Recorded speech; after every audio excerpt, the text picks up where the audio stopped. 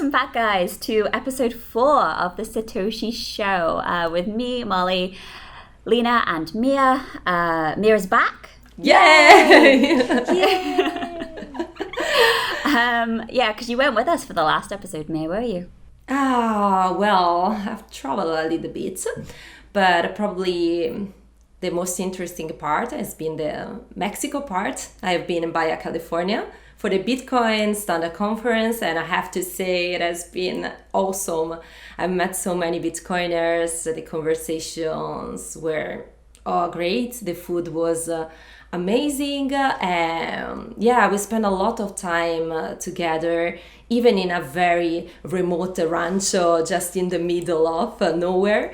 And I even sang a little bit. After we created a band. Bitcoiners are full of skills and talents, but in probably some minutes we found a guitarist, a bassist, a drummer, and we created a band. And I sang. I was very happy. I was very happy to sing after so much time, and we got this great Bitcoin energy going on. So one of my favorite performance ever. Oh, so which event was this? Bitcoin Standard event organized by the Ugly Goat. So thanks to Ugly Goat. Yeah. Wow, the conference. The contents were incredible because they were all about Bitcoin as a standard. So we touched everything around that. And I moderated some panels. I was in some panels, and I really had to think about that topic very deeply. And so I come back home with so many things to think over, because we always say, okay, someday we are going to have the Bitcoin standard. The Bitcoin standard is cool, Fiat standard is bad.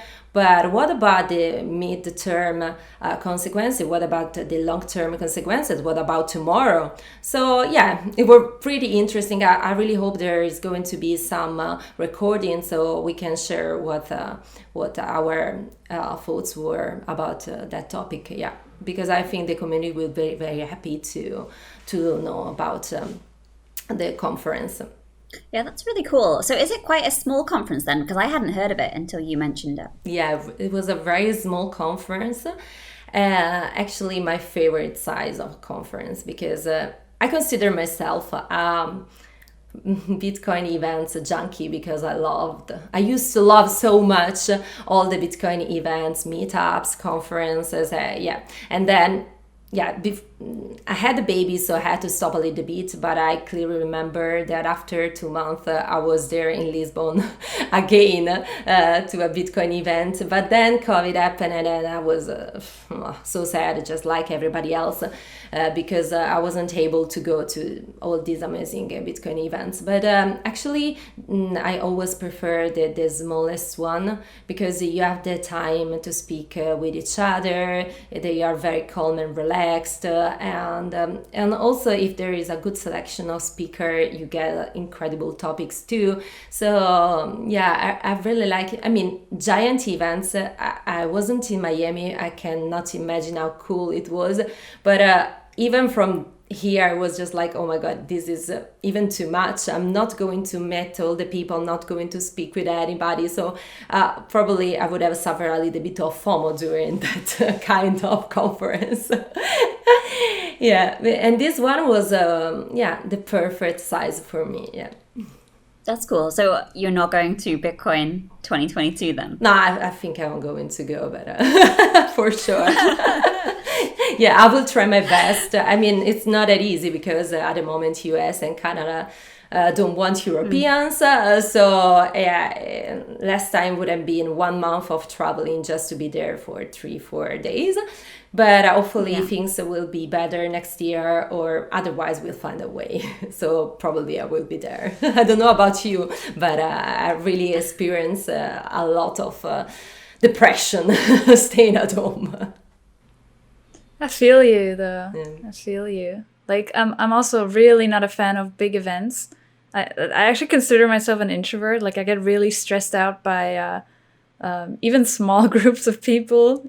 And I just prefer being among like just like either by myself or with just a couple of people. But like Bitcoin events are like the big exception for me. It's just, I feel there's so much like power with these events, and you feel like, you're with your tribe. And when you're, by yourself, or when you're in your normal everyday environment, you just don't meet people that understand like where you work, what your job is like, and even what Bitcoin is. And it's so different when you go to these events. Suddenly it's like everybody's on the same wavelength, and you can just talk about things, and you don't need to have like a 15-minute discussion first to explain what Bitcoin is. And that's just so great. Really miss that. Haven't been to an event in ages. Well, you know what, girls? Spoiler alert, I have never been to a Bitcoin conference. Shocking. I know. No, I know. I don't think I've ever even been to a Bitcoin meetup. Yeah, 6.5 years working in Bitcoin, and I've never been. I think I've obviously speak to people on Twitter and stuff like that, so you feel you're part of a community. And I obviously work with the team here at Coin Corner, so you're surrounded by Bitcoiners. But outside of my little community here, I've never been to an event, but I'm hoping that'll change soon. Yeah, it's time. It's about time. Yeah. I need to take a leaf out of your book, Mia. Yeah. So Mira's at all the events. Yeah. And the funny thing is that if I remember correctly, you, Molly, are introverted too.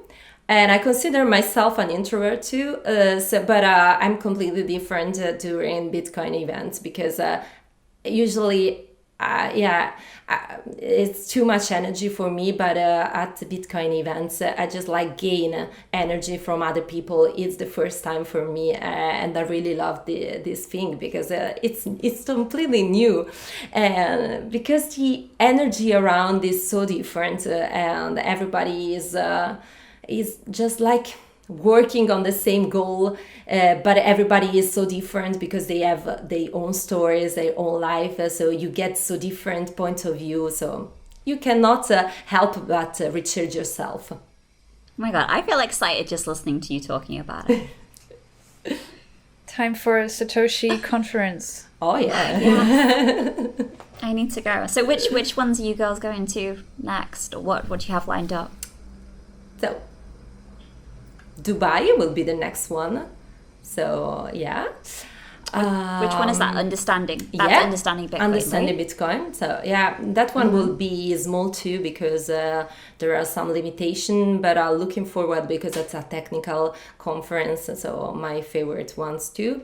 And then hopefully we will be in El Salvador for the Lightning Conference. I don't know the name because they just announced at the conference, but very interesting, that one too. So, and also El Salvador, I guess everybody wants to go there for other reasons. So yeah, that's my plan for the next month. Cool. So I'm actually thinking of going to CoinFest, which is a UK... Well, no, I think the CoinFest brand is global, but there's a CoinFest UK event, which is in Manchester in November. So that's the one I'm going to go to, which will hopefully be my first... I think it is a shitcoin event. I think it does have shitcoins there, but, it's got Bitcoiners there too. Yeah, but it's one of the most... it's an historical conference. I remember that since many years, so probably worth to go there and meet some people. Yeah. It's very hard to find Bitcoin-only events. Like, most events have some blockchain stuff going on. But I still think most of the time it's good if you then bring the Bitcoin energy in, Otherwise you'd have only shitcoins, so... No, yeah, exactly. I think it's going to be good. And I know like a lot of people going are just Bitcoiners, and we might have like a little Bitcoin after conference party or something. Of course. Because course. The most interesting parts are outside the conference. It's just... Exactly. Go for a steak or something. Yeah. So that's my plan anyway, the November one. And then I do really want to go to Bitcoin 2022 in Miami. I hope so. I think that's April, isn't it, next year? Mm-mm. Yeah, so that's a month after my 30th birthday party. Oh, Well, 30th birthday, so I could tie it in maybe. Cool. Wow. Next topic I wanted to talk about was careers in Bitcoin, because I don't know about you girls, but I get asked this a lot. How to get a job in Bitcoin, basically. Tips, tricks, advice. yeah. Hopefully, we won't have jobs in the future, so we are going to spend our time just discussing stuff because we will be Bitcoiners. I mean, I'm joking. I'm joking. It's us discussing stuff all the time and just building a new world. That's my idea of a Bitcoin renaissance. But in the meanwhile, we need jobs, and even during the renaissance, Bitcoin renaissance, we will need new jobs. So we are in this sort of interregnum where we can finally have Bitcoin jobs. They are very different from fiat jobs. I just tweeted something like that the other day because I was just considering that, the Bitcoin jobs, not every jobs regarding Bitcoin is a Bitcoin jobs, but a Bitcoin job to me is a job based on ethics, is based on trust, is based on so many incredible things, also on meritocracy and so on, so on. So many people are now quitting their jobs, their fiat jobs, to get into Bitcoin jobs. And it's not easy because there are not so many at the moment, but the network is very powerful. So I would totally recommend to start looking at, for example, there are some accounts, they have boards with Bitcoin jobs, so you can go there and search if somebody is looking for your skills, and the network is very powerful. I would say that again. So just look around and you will find a Bitcoin job and the job for you, because it would be amazing. Otherwise, in the meantime, you can just wait for the Bitcoin renaissance where we can finally have new jobs and incredible citadels and dreams and whatever. And so you can just wait and having your fiat jobs and dreaming of that all the time. Honestly, like, I get that you're saying there's not lots of Bitcoin jobs out there, but I honestly have like the opposite problem. I regularly have the issue that I can't find the right people for a job because there's not enough like people with Bitcoin expertise and then the right work ethics out there. So it's already pretty a bit of a challenge to find people that have, the right work ethics, that are willing to put in the work, that are willing to work hard, and that want to stay with you long term. Sometimes I find that pretty hard. But then finding people that know about Bitcoin and have some kind of prior knowledge, even if just a little bit, sometimes I find that a little hard. That being said, I think actually it's really simple. If you have a talent or a skill, you can probably use it in the Bitcoin space, because in order to work with or around Bitcoin, you don't need to be a developer or a coder or some genius, because there's lots of companies in the space doing lots of different things, and every company has different departments. So Bitcoin companies aren't built too differently from non-Bitcoin companies. They'll have, HR department, they'll have a marketing department, they'll have BD, then they'll have, design, development, those kinds of things, legal. And so you need people with very different skill sets. And chances are you have one or some of those skill sets and you can put it to use in a Bitcoin company. Of course, you need to put in the work and you need to learn about Bitcoin, which is a process that never ends, which is beautiful in my opinion. But if you're willing to do that, yeah, you have opportunities to know. You also have to be very proficient with meme and things like that. It's not very easy to understand from outside, but you have to know the community, you have to know the news. It's very difficult because, as you were saying, it's just the intersection between the Bitcoin knowledge and your personal talent and skill. And that's the perfect match. And I can agree with you. There are not so many people at the moment who can have this strong intersection. But the good news is that if you have a skill and some talent, you can use probably find somebody that is looking for you. So we have to match these different requests from people. Yeah. And if you don't have any other skills, you can still draw comics. You have loads of skills. Be quiet. Absolutely. No, I think there's a common misconception that you have to be techie to be in Bitcoin, or, like in a developer role or something. And like you said there, Lena, Bitcoin businesses are no different to regular businesses. Here at Coin Corner, we have, obviously, I'm in marketing, we have an accountant. It's quite interesting, I think, from Dave's perspective, because he comes from traditional accounting and now he has to work with 8 decimal places, or maybe 11 if he's using, is it 11 for the Lightning? I don't know. But it's very much depending on your own personal skill set. And I think that personality-wise, like, this is one of the fastest moving industries I've ever worked in. I mean, I'm comparing this to the industry which I worked in before, which was hospitality, which is, very slow-paced and same old every year. So, but I think just in general, the Bitcoin industry is incredibly fast-paced. I think we've spoken about it before. There's literally developments all the time, news coming out all the time. And I think in order to work in Bitcoin, you do need to be very switched on and reactive and keeping up with what's going on in the world, even if it's not necessarily reflective of your role. Even if you work, I don't know, in a customer support role, or if you are in accounts, I feel like you still need to be up to date with what's going on, because everything affects the whole industry. Yeah. I think also in many cases, and it's actually probably not the case with Coin Corner, right? But with many companies, I think if you want to work, you have an opportunity and a challenge at the same time, which is a lot of them want remote workers. So that is an opportunity, because it just doesn't matter where you are. You can work at a company on the other side of the world, and you can grow that company together with the people you're working for.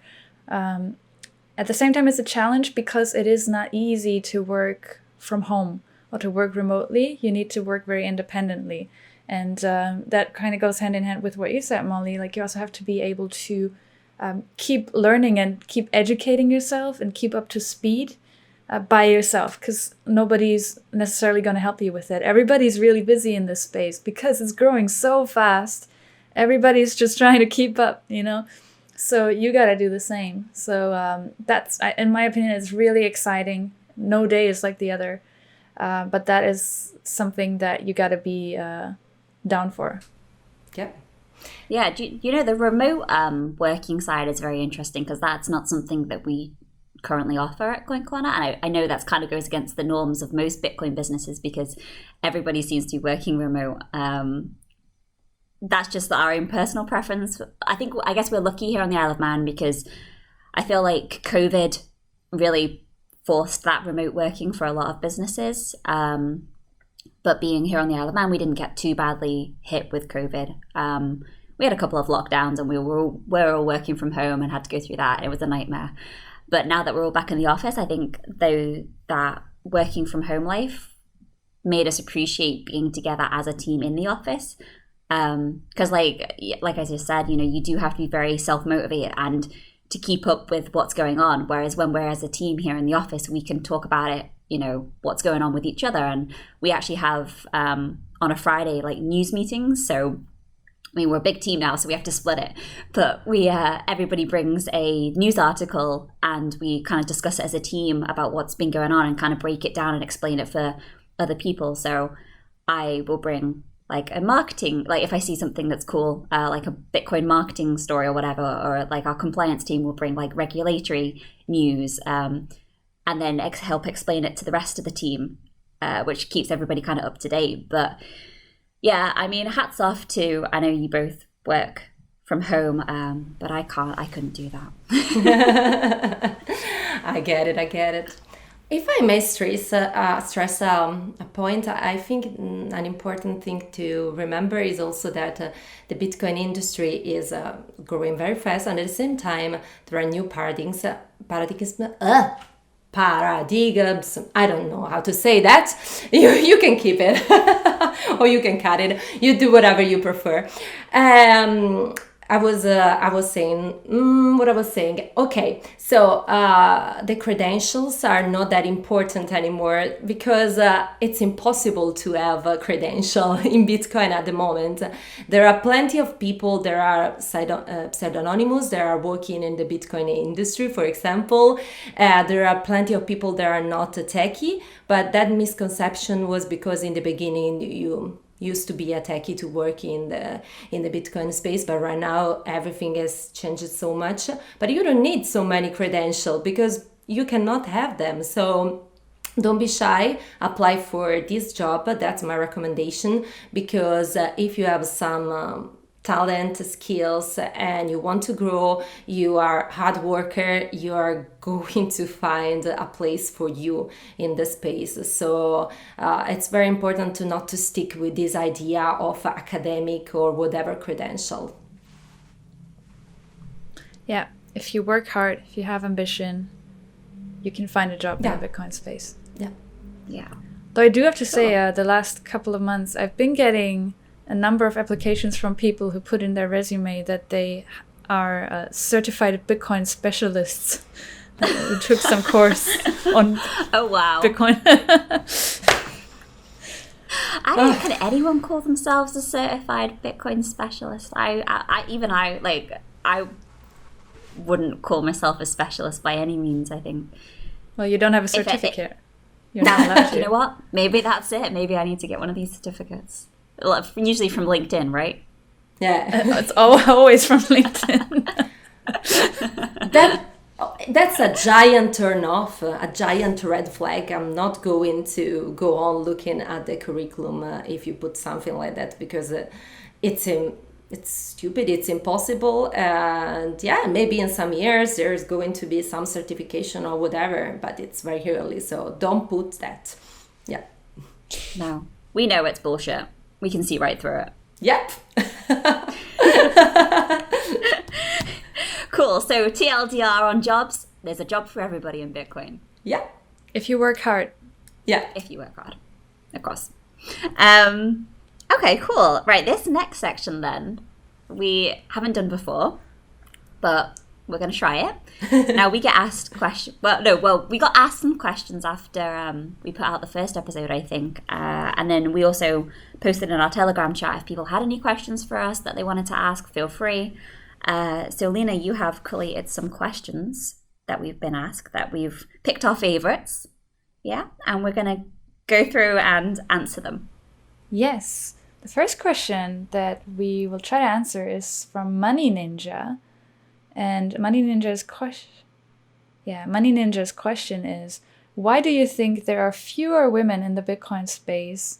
And what traits do you think that group has, if any, that brought them in? And I don't know if you know what, I'll just take it. I'll go first. So why I think there are fewer women. So again, like we talked about this in one of our earlier episodes, like obviously there's no data on it, but there's not a lot of women in comparison to men. There's some kind of narrative going around that this is because the space is so male and so heavily male dominated that women are scared off. And it's also so toxic and so maximalist that women feel like they don't belong. Personally, I cannot confirm that. I have never felt intimidated or never felt mistreated by any men in the space. What I think is much more likely is just, and that is not a Bitcoin thing, it's just Bitcoin it's very technical, and it's it's finance related, and tech and finance tend to be more male dominated spaces, which I think, and I'm not an expert on this, but I think it has something to do with biology, that men tend to be more interested in things, and women tend to be more interested in people related things. And that shows in their career choices. It shows in, you know, hobbies and those kinds of things. And I think that plays a big role in why there are more men than women in the space right now. But that being said, I think it is a temporary problem, if you want to call it a problem, because Bitcoin's public image is shifting from, you know, this magic internet money that's so uber technical and confusing to just money. And everybody uses money. So I certainly think it's great that there's people out there that want to encourage women to give it a go. I do think it is not a huge issue. Personally, I've never felt like it was an issue for me. So yeah. When it comes to what traits do women in the space have that brought them in, again, I can only talk about myself here, but I know that my natural attitude towards new things is usually to be very cautious, to think a lot, to kind of procrastinate, and often to overthink things before I try anything. And I've seen with the men around me that they're more risk takers. They they just do things. They don't think too much about something. They just, you know, try something new. They're more daring, more adventurous often than I would consider myself. And I really admire that. And I try to implement that in my life as well, and to not just overthink things too much and not be scared of new things.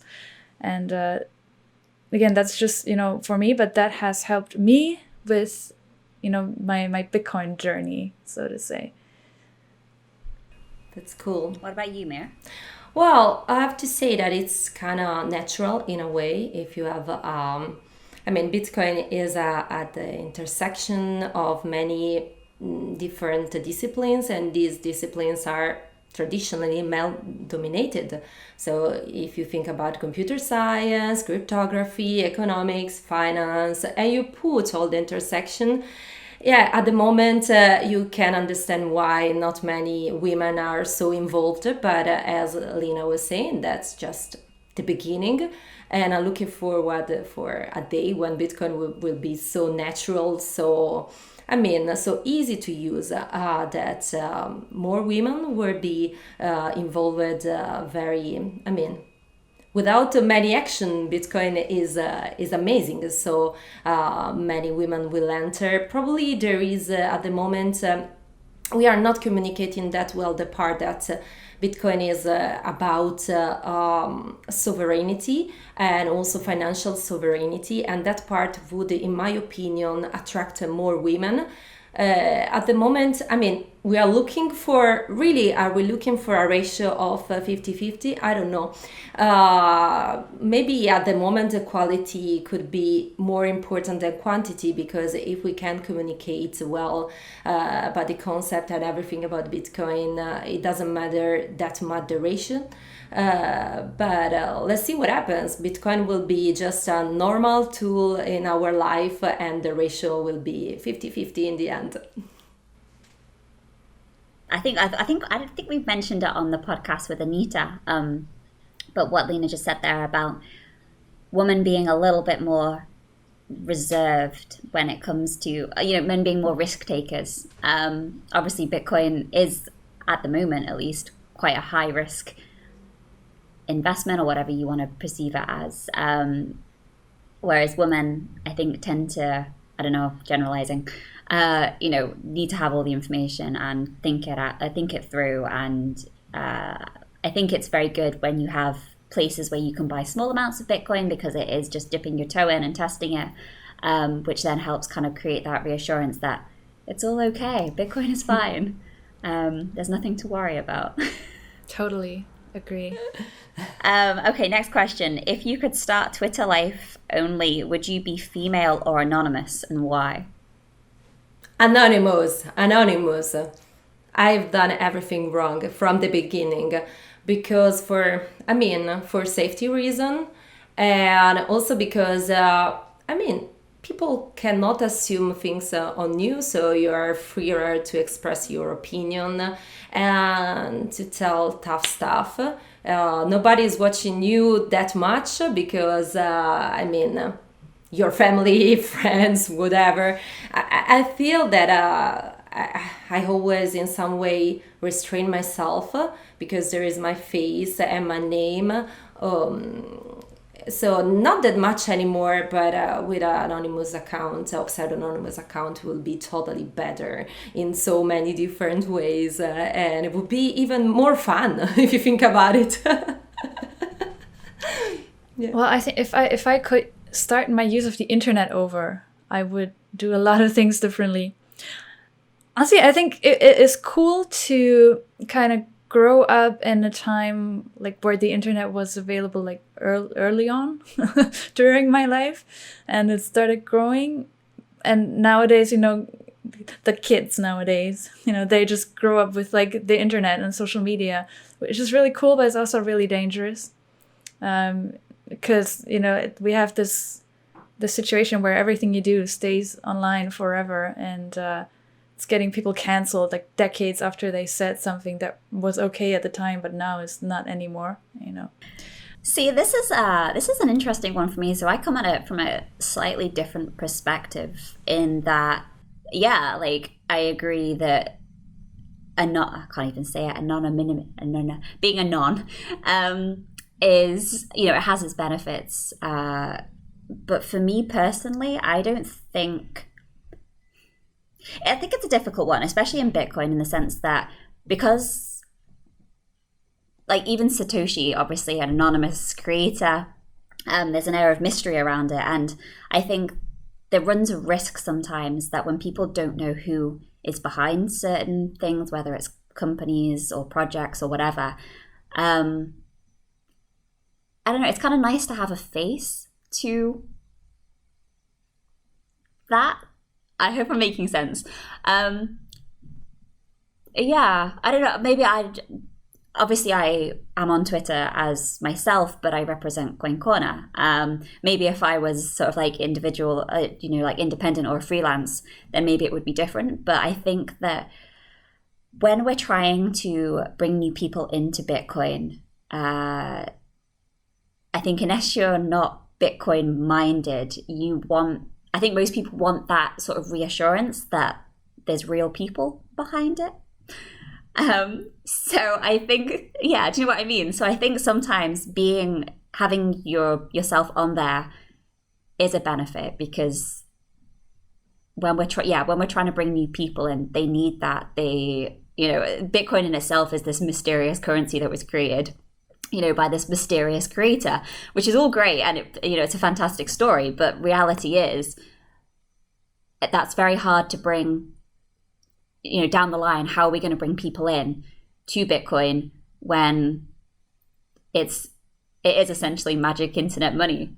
So that's kind of my perspective on it. I do feel definitely being a non has its benefits, and like you say, sometimes when you put stuff out there and you're like, oh, that's going to be on the internet forever now.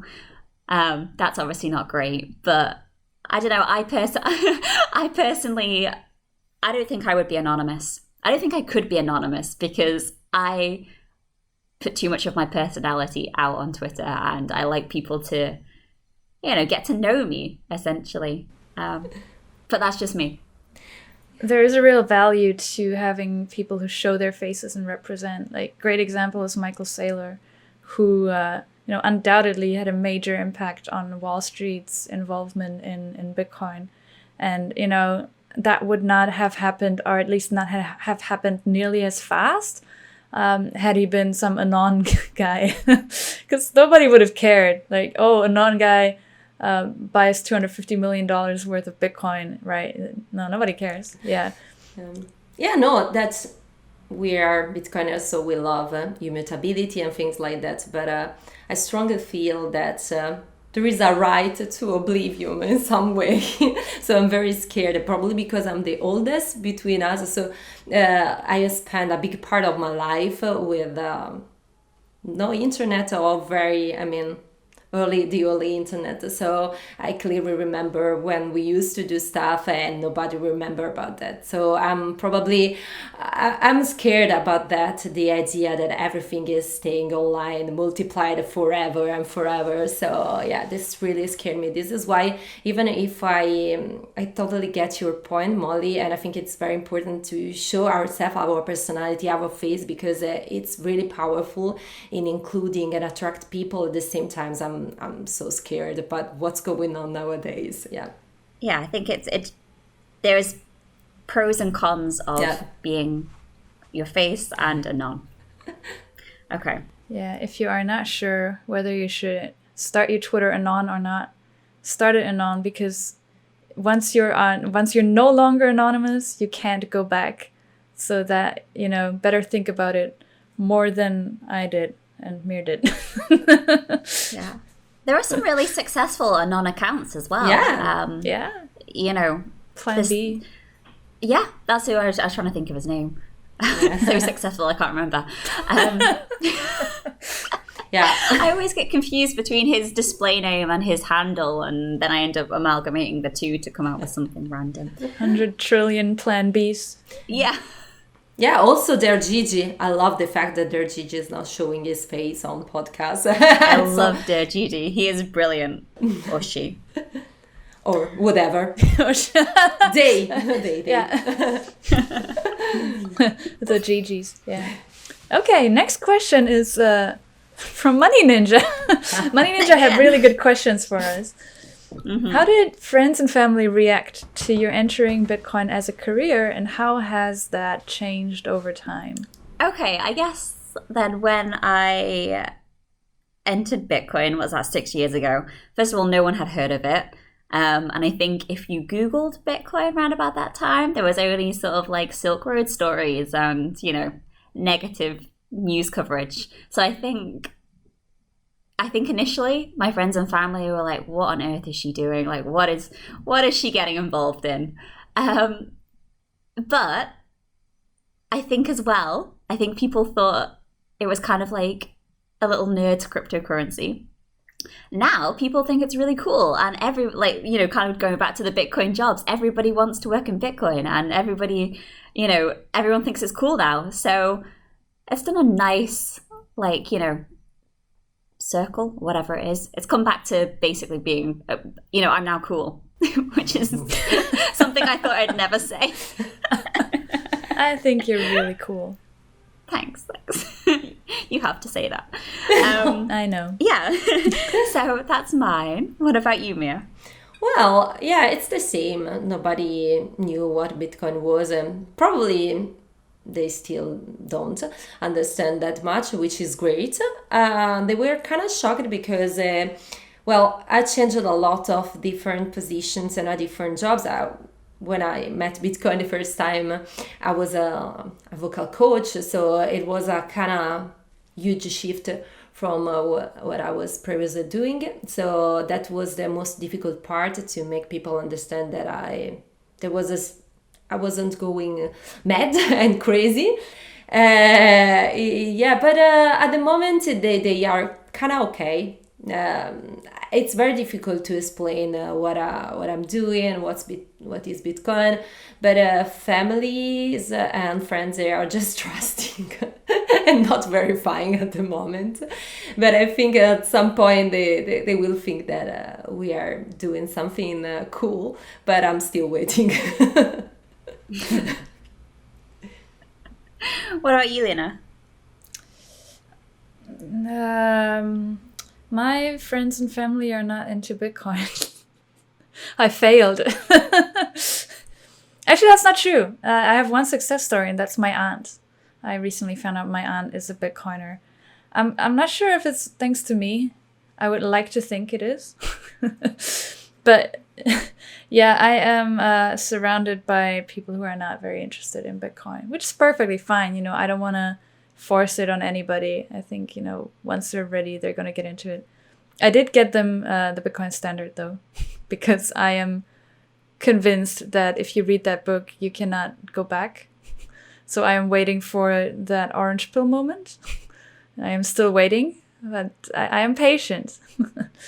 But yeah, I do get messages sometimes from, old classmates saying, "Hey, so what exactly are you doing with this Bitcoin? What is this?" So that is really the extent of it. But my strategy, my big plan is to just keep, like putting Bitcoin in their face, like just putting it out on my Twitter, on my Instagram, and not trying to directly convince anybody, but it's like repeat marketing. If you keep seeing something, at some point or another, you're gonna look into it, and then I got you. You'll be that person that they'll come to. Yeah, it's a trap, actually. It's a trap, that's good. It's a trap. Cute plushie, also a trap. They get asked your next Christmas presents for everybody. Yay. Yes. Cool. Did we have one more question? We had one more question, and that question comes from Eduardo, and it's about El Salvador. And Eduardo's question is, what do you think can go wrong with El Salvador's Bitcoin adoption? Does the project have an Achilles heel? Which, disclaimer, by the time you watch the video, I think Bitcoin will already be legal tender in El Salvador. Because I think we're recording this a week before. So things might have changed, disclaimer. So my opinion is, El Salvador is obviously taking a huge step and pioneering this, but they're also the first to do it. So they have nobody to look at for, advice or guidance. They're like pretty much on their own. Of course, they have support from the community massively. They have support from some organizations, have no support from fiat institutions like the IMF and the World Bank. So they are kind of on their own with this, and the whole world is looking at them. So people will, nitpick, and people will look at everything they do and try to then tell them in hindsight what they should have done better. So that's something they'll have to handle. Generally, I think implementation is going to be crucial. So I've seen this, and I know you've seen it too, this No to Bitcoin movement that has recently emerged where, I don't know the size of it, but it's people that are worried about the Bitcoin law, for not exactly sure why, maybe because they don't want to be forced to hold Bitcoin, right? And if everything goes well, they will not be forced to hold Bitcoin, which I think is good because, the Salvadoran government wants to allow its people to immediately convert Bitcoin to US dollar on receipt if they want. So the like a risk I see, or a potential danger, is if that is not properly implemented. If for whatever reason, maybe the app that they're building doesn't work properly, or maybe the fund that they're putting together has some issues, that ability to convert from Bitcoin to dollars could be impacted. That is all just hypothetical, right? And obviously I'm hoping there's going to be no issues like that. Should that be an issue, though, then people might run into a situation where they receive Bitcoin and they'll have troubles converting to dollars. And then that, I think, is the fear of those people. Like I've seen the photos from these demonstrations, and it looks like it's mostly older people. And I also see lots of comments on Twitter from people saying, oh yeah, they're older, they don't know that this is actually good for them. But it doesn't matter, it's still people with concerns that need to be addressed. So I hope that the Salvadoran government, that they're taking care that all of that works out properly, that they are making sure that the app is widely available, that people maybe have the phones to also use the app, have the internet connection necessary, and know how to convert Bitcoin so that nobody feels like they're forced to hold Bitcoin. Because it's not for everybody, No. It is volatile. Yeah, I'm not sure what the... Like, obviously, we've heard the announcement and everything, but I'm not sure what... Like, are the government educating their people on Bitcoin and how to hold, their coins, or if they want to, or convert them, or whatever? I haven't heard too much about that. Well, the president, President Bukele, he did this PowerPoint presentation, right? Oh, So really? he personally educated people a little bit, and Oh, that's pretty cool. yeah. But I'm not sure how much the government initiative is going in that direction. I did read though that they're investing in infrastructure and education. I'm not sure cool. what that entails though. But there's always risks, with something new like this. There is. I think as well, I mean, I know we preach it just in general with Bitcoin, but, you have to do your own research to understand it yourself. And it's fine if the government are trying to help educate, but it needs to also be on the people to educate themselves. I don't know, for me, that's kind of where that could be a downfall if people are not self-motivated and, like we spoke before, to learn and actually understand Bitcoin. But I don't know, I guess time will tell. Yeah. Yeah, I can see many things that can go wrong, of course, from the external part. So at some point, maybe IMF will say something more, from internal pressure, from people, from technicalities. But at the same time, I think the law and all the initiatives that have been made so far are pretty good. So I'm also very positive because it seems just like there is a good motivation behind, and there's a good thinking, also technical thinking about what they are doing. And I think it's very natural. It's something expected that some people are resisting Bitcoin, and they can even give some good feedbacks. The fact is just some technical stuff. And in general, that's a very important point. Everything that is some way a coercion from outside. In some way, this is very controversial about the fact that there is a legal tender using Bitcoin, and that's just like a legal tender is a sort of a coercive tool from the government, but we are happy about because it's about Bitcoin. So it's very complicated if you think about it. So people protesting because something is imposed over them is a good thing in the end, because they are manifesting against that. But Bitcoin is so cool. So once again, let's see what happens, because it's very interesting, because otherwise we are going to stuck in this sort of situation. And I think at the same time they are our guinea pigs in that. So I agree, all the people are looking at what they are doing, and probably they want to replicate this experiment. And the next month will be very interesting for sure.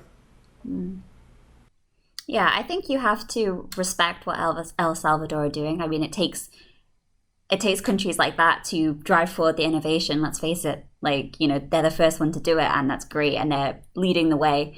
And you know what? If it doesn't work out, then it's kind of like with anything in life. You try it. If it works, great. If it doesn't work out, well, at least you tried.